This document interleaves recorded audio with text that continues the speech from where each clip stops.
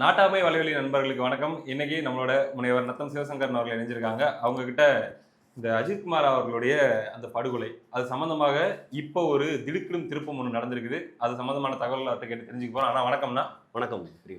CBI இந்த வழக்கை கையில் எடுத்து விசாரிக்க ஆரம்பிச்சதுக்கு அப்புறம் முதல் கட்டமா ஒரு விஷயம் வந்துச்சு. என்ன அப்படின்னா, அந்த வாகனத்தை ஓட்டி சென்ற காவலரே ஒருத்தர் வந்து அதுக்கு அப்ரூவரா மாறி இருக்காரு அப்படின்னு ஒரு செய்தி வந்துச்சு. அதுக்கப்புறம் இவங்க நிகிதா அப்படின்ற அந்த கேரக்டரை ஏன் யாருமே கண்டுக்க மாட்டேங்கிறாங்க, ஏன் விசாரிக்க மாட்டேங்கிறாங்க அப்படின்ற பெரிய கேள்விகள் ரொம்ப நாளா ஓடிட்டு இருந்துச்சுன்னா, ஆனாலுமே அவர்கள் இன்னுமே கூட கைது அப்படின்ற அடிப்படையில போல. இந்த நிலையில இன்னைக்கு ஒரு செய்தியாக வந்திருக்குது. நகையே வந்து அவர் திருடி இருக்கிற வாய்ப்பு 99% இல்ல, ஆல்மோஸ்ட் 100% இல்ல அப்படின்றது கிட்டத்தட்ட விசாரணையிலே தெரிஞ்சிருச்சுட்டோம். மேலும் சில தகவல்களும் வந்திருக்குது. அது நீங்க ஆரம்பத்துல இருந்தே ஃபாலோ பண்ணிட்டு இருக்கிற ஒரு சம்பவம். அதை பத்தி உங்களுடைய கருத்துல தருங்க. இல்ல பொதுவா வந்து இந்த வழக்கு இப்ப நீங்க பாத்தீங்கன்னாக்கா ஒரு கொலை வழக்கு இருக்குன்னா அந்த கொலை வழக்கு சம்பந்தமா சமூக ஆர்வலர்களும் இந்த சமுதாயமும் சரி மீடியாவும் சரி எந்த அளவுக்கு முக்கியத்துவம் கொடுக்குதோ அந்த அளவுக்கு அந்த போராட்டம் வீரியடையும். அது மாதிரி தான் ஜல்லிக்கட்டு போராட்டங்கள். அதெல்லாம் இந்த அஜித்குமாருடைய கொலை வழக்கு என்பது வெகுஜன மக்கள்கிட்ட ரொம்ப அதிகமான பாதிப்பை, ஒரு பெரிய பாதிப்பை ஏற்படுத்தியிருக்குன்னே நம்ம சொல்லலாம். அப்படி ஒரு பாதிப்பை ஏற்படுத்தின காலகட்டங்களில் சிலர் வந்து தாமாக முன் வந்து சில மீடியாக்களில் பேசினாங்க. நீங்கள் நல்லா பார்த்தீங்கன்னா தெரியும், அந்த காலகட்டம் அந்த அஜித்குமார் இறந்த இதில் 2 நாள் 3 நாள் கழிச்சு அந்த தொடர்ச்சியாக தலைவர்கள் வர அந்த அஜித்குமாரோட கொலை வழக்கு காவல்துறையினர் வந்து கைது செய்யப்படுறதுக்கு முன்னாடி எழுதி ஒரு பயம் இருந்துச்சு வெகுஜன மக்கள்கிட்ட. அது அந்த கோயிலுக்குள்ளே வேலை பார்த்த ஊழியர்களாக இருக்கலாம், அல்லது அந்த கோயிலுக்கு வெளியில் ஒரு பூஜை சாமான்கள் பூ விற்கிறது, தேங்காய் பழம் விற்கிறது, இந்த மாதிரியான கடையில் வச்சிருக்க நபர்களாக இருக்கலாம், வெளியில் வந்து பேசுறதுக்கு தயங்கினாங்க. ஆனால் எப்போ வந்து காவல்துறையில் இருக்கக்கூடிய ஒரு 4 நபர்கள் கைது செய்யப்பட்டாங்களோ, எஸ்பி வந்து காவல்துறை அதிகாரி மாவட்ட கண்காணிப்பாளர் வந்து காத்திருப்போர் பட்டியலுக்கு மாற்றப்பட்டாங்களோ, இதெல்லாம் நடந்ததுக்கப்புறம் மக்களுக்கு ஒரு நம்பிக்கை இருந்துச்சு. பரவாயில்ல, நம்மளுக்கு தெரிஞ்ச விஷயங்களை சொல்லலாம் அப்படின்னு அவங்களுக்கு ஒரு நம்பிக்கை இருந்துச்சு. இதுக்கான காரணம் இடையில நடந்தது என்னன்னா, மதுரை உயர்நீதிமன்றம் எடுத்த முன்னெடுப்பு. நீங்கள் நல்லா பார்த்தீங்கன்னா தெரியும், அந்த பாத்ரூம்குள்ள இருந்து ஒருத்தர் வந்து ஒரு 10 செகண்ட் வீடியோ எடுத்திருப்பாரு. அந்த வீடியோவை எடுத்த நபரே நேரடியாக மதுரை உயர்நீதிமன்ற கிளையில், மதுரை கிளையில் வந்து நேரடியாக ஆஜரானார். அவரை வச்சுக்கிட்டு தான் நீதிபதி அவர்கள் கேட்டாங்க. அது ஒரு மிகப்பெரிய தாக்கத்தையும் திருப்புமுனை ஏற்படுச்சு. அதாவது நீதிமன்றத்தினுடைய, மதுரை உயர்நீதிமன்றத்தினுடைய செயல்தான் இந்த வழக்கில் அவர்கள் காட்டிய, நீதியரசர்கள் காட்டிய ஆர்வம் தான் வெகுஜன மக்களை தைரியம் வந்து சாட்சி சொல்ல முன் வந்துச்சு. யாருக்கும் பயப்படாத, நான் இருக்குன்னு ஒரு நீதிபதி கொடுத்த தைரியம் தான், உயர்நீதிமன்ற மதுரை கிளை கொடுத்த தைரியத்தில் தான் அவங்க வெளியில் வர்றாங்க, பேசுகிறாங்க. எல்லாருக்குமான தகவல்கள் எல்லாருமே பகிரப்படுது. தொடர்ச்சி அந்த வழக்கினுடைய விசாரணை காவல்துறை செய்கிறத தாண்டி சிபிஐ கிட்ட போனதுக்கப்புறம் இவர்கள் எல்லாருமே பேட்டி கொடுத்தாங்கல்ல, அவங்களையெல்லாம் கூப்பிட்டு விசாரிக்க ஆரம்பிச்சா. உங்களுக்கு தெரிஞ்ச தகவலை சொல்லுங்க, விசாரிக்கையில் தான் முழுமையாக தெரியுது. பிரியகுமார், எப்பவுமே ஒரு வழக்கில் எஃப்ஐஆர் வந்து ரொம்ப முக்கியமானது. முதல் தகவல் அறிக்கையில் ரொம்ப தெளிவாக சொல்லணும். எந்த திசையிலேருந்து எந்த திசை வந்தீங்க, எந்த திசையில் உங்கள் வாகனம் போச்சு, நீங்கள் எந்த திசையில் நின்றவர்கிட்ட கொடுத்தீங்கன்ற வரையும் எல்லாமே ரொம்ப தெளிவாக வந்து விசாரணை செய்வாங்க. அதில் சார்ஜ் ஷீட்டில் அது பூராமே மென்ஷன் பண்ணுவாங்க, குற்றப்பத்திரிகையில் மென்ஷன் பண்ணுவாங்க. இப்போ இந்த வழக்கு சம்பந்தமாக ஆரம்பத்திலிருந்து சிபிஐ விசாரிக்கும் போது ஆரம்பத்திலிருந்து எல்லாருடைய பொதுமக்கள், சமூக ஊடகங்கள் பேசணும். நம்மளாம் என்ன பேசணும், நிக்கிதான்றவங்க யாரு, நிக்கிதாவோட பின்புலம் என்ன, அவர்கள் எப்படி வேலைக்கு வந்தாங்க. இப்போ பொதுவாக வந்து ஒரு ஜிஓ பாஸ் பண்ணுவாங்க, இந்த மாதிரி நான் இந்த கால்ஃபர் பண்ணுவாங்க, பேராசிரியர் வேலைக்கு ஆட்கள் எடுக்கிறாங்க. இந்தந்த ஊர்களில் இருக்கக்கூடிய அரசு கலை அறிவியல் கல்லூரியில் அல்லது அரசு கல்லூரி, எந்த கல்லூரி, அதுக்கு தகுந்த மாதிரி விளம்பரங்களை கொடுத்து கால்ஃபர் பண்ணுவாங்க. அப்போ எந்த காலகட்டத்தில் நடந்த தேர்வுகளில் அவர் தேர்ச்சி பெற்று, அதாவது தேர்வுகள் நேர்முக தேர்வில் தேர்ச்சி பெற்று அவர் வந்து வேலைக்கு வந்தார் அப்படின்றது எல்லாருக்கும் சந்தேகமாக இருந்துச்சு. தனக்கு சொல்லிக் கொடுத்த தெய்வம்ன்ற ஒரு பிஎட் ஆசிரியர், அவர் இன்னைக்கு பிரின்சிபலாக இருக்காரு, அவர்கிட்ட இந்த பொண்ணு படிச்சு, இவங்க வந்து நிக்கிதான்றவங்க தன்னுடைய குருநாதர், மாதாபிதா குரு தெய்வம்னு சொல்லுவாங்க, அதில் அவர் பேரும் தெய்வமாகவே இருக்குது. அவரவே இந்த அம்மா வந்து ஏமாத்திருக்காங்க, தாயும் மகளும் நிக்கிதாவும் அவங்க அம்மா சிவகாமியும் சேர்ந்து ஏமாத்திருக்காங்க. அப்போ இதுகளெல்லாம் நம்ம கவனம் செலுத்தணும். இதுகளெல்லாம் கேள்வி கேட்டோம். எல்லாருடைய கேள்வி என்ன இருந்துச்சு, நிக்கிதாவோட பின்புலம் என்ன, அவங்க அப்பா சப் கலெக்டராக இருந்தாங்க, அவங்க அம்மா ஒரு கவர்மெண்ட் எம்ப்ளாயாக இருந்தாங்க, இவர்கள் உண்மையிலேயே முறைப்படி நேர்முக தேர்வு நடத்தி வந்த நபர்களா, போட்டித் தேர்வுகளை கலந்துக்கிட்ட நபரா, அல்லது அவங்க அப்பாவினுடைய இன்ஃப்ளூயன்ஸை பயன்படுத்தி, அவங்க அம்மாவினுடைய அதிகார துஷ்பிரயோகத்தை பயன்படுத்தி வேலை வாங்கி வந்தவரா அப்படின்ற விவரமே இன்ன வரை இல்லை. நீங்கள் போய் அவங்க இப்போ வேலை பார்க்கக்கூடிய திண்டுக்கல் எம்பிஎம் கல்லூரியோட வெப்சைட் எடுத்து பாருங்க. அதில் மற்ற பேராசிரியர்களுடைய விவரங்கள், அந்த பேராசிரியர் இளங்கலை எங்கே படித்தார், யூஜி எங்கே படித்தார், பிஜி எங்கே படித்தார், முதுநிலை எங்கே படித்தார், எம்ஃபில் பிஹெச்டி, ஆய்வியல் நிறைஞர், ஆய்வியல் அறிஞர் எங்கே படித்தாங்க, முனைவர் பட்டம் எங்கே படித்தாங்க, எல்லாமே அதில் எல்லா விவரங்கள் இருக்குது. ஆனால் நிக்கிதாவோட விவரங்கள் மட்டும் பிளாக் செய்யப்பட்டிருக்கு. அதில் தெரியல, கண்டுபிடிக்க முடியல. ஏன்னா அதுக்கு பின்னாடி ஏதோ ஒன்று இருக்குது. இங்கே ஒரு அரசியல் அதிகார துஷ்பிரயோகம் இருந்திருக்குமோன்னு ஒரு சந்தேகம் இருக்குது. அது ஒரு பக்கம். இந்த காரை கொண்டாந்து நிப்பாட்டும் போது தான் இந்த வழக்கே ஆரம்பிக்குது. அதாவது திருமங்கலம் பக்கம் குடியிருக்கக்கூடிய நிக்கிதாவும் சிவகாமி அம்மையாரும் மதுரைக்கு வர்றாங்க. மருத்துவமனைக்காக வந்தோம். அந்த காலகட்டத்தில் எங்கள் அம்மா, நான் போய் காளியாத்தால கும்பிட்டுட்டு காளியாத்தா அனுமதி கொடுத்தா தான் மருத்துவமனைக்கு வர்றேன்னு சொன்னாங்க. ஆகவே தான் நான் வந்தேன். அதனால தான் எங்கள் அம்மா வந்து சிடி ஸ்கேன் எடுக்க வேண்டிய தேவை இருந்தனால தான் நகைகளை பூரா கலட்டி காரில் வச்சோம்னு சொன்னாங்க.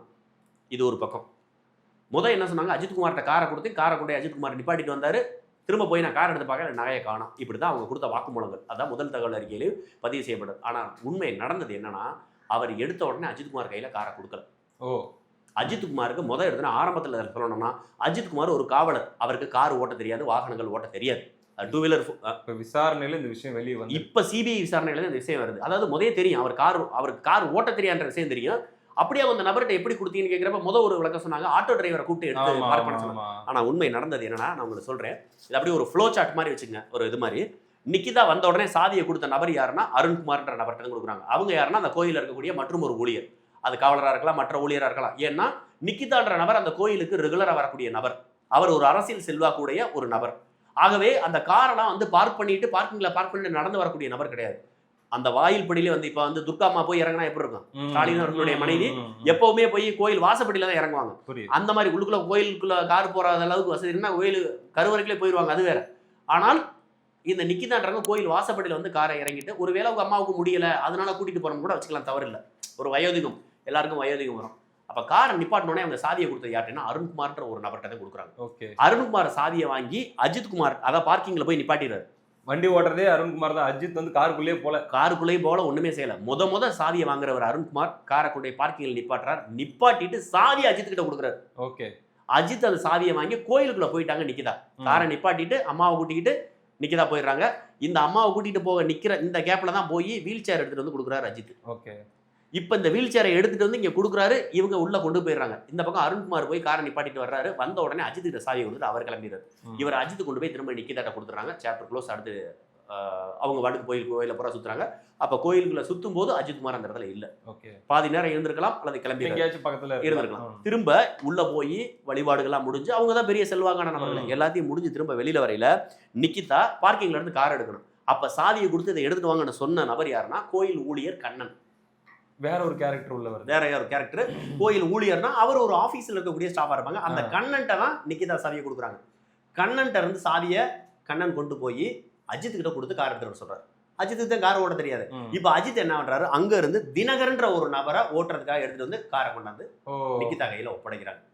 இது யாருக்காவது இதுக்கு முன்னாடி தெரியுமா? கிட்டத்தட்ட 3 பேருடைய உதவி அவர் நாடி இருக்காரு டிரைவிங்காக மட்டும். 4 பேர்னு சொல்லலாம். 4 பேர். முதல் எடுத்த உடனே அருண்குமார், அடுத்து வந்து அந்த காரை கொண்டாந்து கொடுக்குறாங்க, போறாங்க. அடுத்து வந்து காரை எடுக்க போறதுக்கு முன்னாடி கண்ணன்றவர்கிட்ட சாவி போகுது. கண்ணன்ட்ட இருந்து அஜித்க்கு வாங்குறாரு. திரும்ப தினகரன்றவர் காரை ஓட்டி கொண்டு போய் எடுத்துட்டு வந்து வெளியில கொண்டு வர்றாரு. அப்ப நான் இதை என்ன சொல்ல வரேன்னா, ஏன் அஜித்குமார் இத்தனை பேர் இருக்கையில ஒரே ஒரு நபர் அஜித்குமார் மேல மட்டும் புகார் கொடுக்கறதுக்கான காரணம் என்னன்னு பேசுறதே வரும்.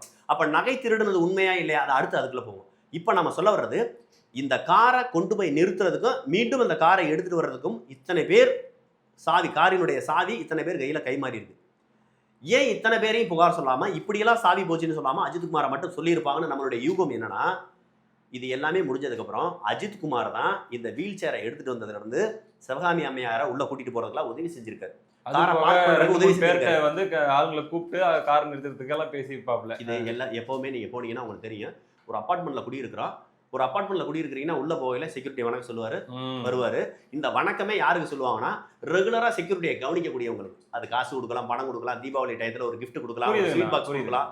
இதே நீங்க ஒரு ஹோட்டலுக்கு, பெரிய ஹோட்டலுக்கு சாப்பிட போங்க, வெளியே வரும்போது வணக்கம் சொல்லுவாங்க, உள்ள போய் வணக்கம் சொல்லுவாங்க. இது கேட்டை திறந்து விடுற நபரும் ஒருத்தர் இருப்பாரு. இங்க கார் பார்க்கிங்ல ஒருத்தர் இருப்பாரு விசில் அடிச்சுக்கிட்டே. நாம ஒரு 10 ரூபா கொடுத்தா சலாம் போடுவார். 10 ரூபா கொடுக்காட்டி கண்டுக்க மாட்டாரு. ஆனா கஷ்டம், அது இயல்பு தானே.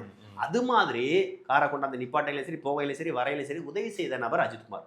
அது பொதுவாகவே இன்னைக்கு வந்து எல்லாமே கான்ட்ராக்ட். பிரியகுமார், நீங்க என்ன அதாவது நான் அஜித்குமார் காசு கேட்டது சரி அப்படின்னா நான் சொல்ல வரல. பொதுவாக இன்னைக்கு இருக்கக்கூடிய இயல்பான சூழ்நிலை என்னன்னா, ஒரு நபர் என்பவர் சராசரியாக மதுரை போன்ற ஒரு ஊர்ல இன்னைக்கு திருப்போணத்துல ஒரு 20,000 ரூபாய் இருந்தால் குடும்பம் நடத்தலாம், 5,000 ரூபாய் இருந்தால் குடும்பம் நடத்தலாம். ஆனால் கொஞ்சமாச்சு ஒரு தொகையை குறிப்பிட்ட அளவு சேர்த்து வைக்கணும்னா ஒரு 30,000 40,000 சம்பாரிச்சா கொஞ்சம் தொகையை சேர்த்து வைக்க முடியும். சொந்தமா இடம் வாங்கி வீடு கட்ட முடியும். சரிங்களா? இப்போ கிராமங்களில் பூர்வீகம் இடம் வீடு கட்டிட்டு போயிடலாம். அப்போ அடிப்படையில் ஒரு பணம் சேர்த்து வைக்கணும்னா ஏதோ ஒரு டிப்ஸ் கிடைக்கல, அது ஒரு இயல்பா இருக்கு. எல்லாருமே அதை தானே பண்றாங்க. இப்போ கேட்டரிங் முடிக்கிற ஸ்டூடெண்ட்லாம் ஏதாவது டிப்ஸ் கிடைக்கும். குடும்பம் நடத்துறதுக்கே இன்னைக்கு பார்த்தீங்கன்னா 30,000க்கு மேல தேவைப்படுது. அப்போ அப்படி இருக்கு. அப்போ இந்த மாதிரி காலகட்டத்தில் கோயிலுக்கு வரக்கூடிய பெரும் பணக்காரர்களுக்கு நாம் உதவி செய்தால் அவங்க ஏதாவது டிப்ஸ் கொடுக்கலாம்னு நினைக்கிறது எல்லா கோயில்களையும் எல்லா நிறுவனங்களையும் இருக்கக்கூடிய கான்ட்ராக்ட் ஒப்பந்ததாரர்கள் செய்யக்கூடியதான். அவங்கள அனுசரிச்சுக்கிட்டு அவங்களுக்கு வணக்கம் சொன்னா அவங்களுக்கு கேட்குற உதவியை செஞ்சா. அப்படி அஜித்குமார் நாங்கள் எல்லாருமே இந்த மாதிரி வேலை செய்து ஏதாவது உதவி செய்யுங்கம்மான்னு சொல்லியிருப்போம். அப்படி டிப்ஸ் கேட்டால் தான் இங்கே இருக்க பிரச்சனையே. அங்கதான் வாய் தகவல். இங்கே பிரச்சனை நடந்தது எங்கன்னா டிப்ஸ் கேட்டால் தான். அப்போ டிப்ஸ் அஜித்குமார் கேட்குறாரு. இந்த அம்மா ஒரு 100 50 கொடுத்துருக்கலாம். அவர் இல்லை நாங்கள் ஒரு 4 பேர் வந்து வேலை செஞ்சிருக்கோமா ஒரு 500 ரூபா கொடுங்கன்ற மாதிரி கேட்டுருக்கலாம். அதாவது தலைக்கு 100 ரூபா போட்டு ஒரு 5 பேர் வந்து வேலை பார்த்தா ஒரு 500 ரூபா கொடுங்கன்ற மாதிரி கேட்டிருக்கலாம். அல்லது 100 200 கூட கேட்டிருக்கலாம். ஏதோ ஒன்று கேட்டிருக்கலாம். உங்களுக்கு ஒன்று தெரிஞ்சுக்க, நீங்கள் நம்மலாம் வந்து வெளியூர்கள்ல இருந்து சென்னை வந்திருக்கோம். நீங்கள் நல்லா பார்த்தீங்கன்னா தெரியும், ஒரு இடத்துல ஒரு ஆட்டோக்காரரை போய் கேட்குறோம். நம்ம ஆட்டோக்கார் கூப்பிடல ஆட்டோவா அப்படின்னு கேட்கையில் வேணாம்னு சொல்லிட்டு போயிட்டு நம்மளை ஒன்றும் செய்ய மாட்டாங்க. இதே ஆட்டோக்கார்ட்ட போயிட்டு புரசைவாக்கம் போகணும், மண்ணடி போகணும், அசோக் நகர் போகணும், எவ்வளோன்னு கேட்டு அவன் ஒரு 500 ரூபா சொல்லி என்னங்க இங்கே இருக்கிறதுக்கு இவ்வளவா சொல்கிறீங்கன்னு சொல்லி அவன்கிட்ட பேரம் பேசிட்டு அவனை தவிர்த்துட்டு பக்கத்தில் இருக்க இன்னொரு ஆட்டோக்கிட்ட போனாலோ அல்லது வேணா நான் பஸ்ஸில் போய் கிளம்பிட்டாலோ அவங்க எந்த மாதிரியான வசதி வார்த்தைகள் பேசுவாங்கன்னு உங்களுக்கு தெரியும். போகிற போக்கில் கேட்டுட்டு தான் போய் ஆகணும். மானத்துக்கு எடுத்து விடுவாங்க.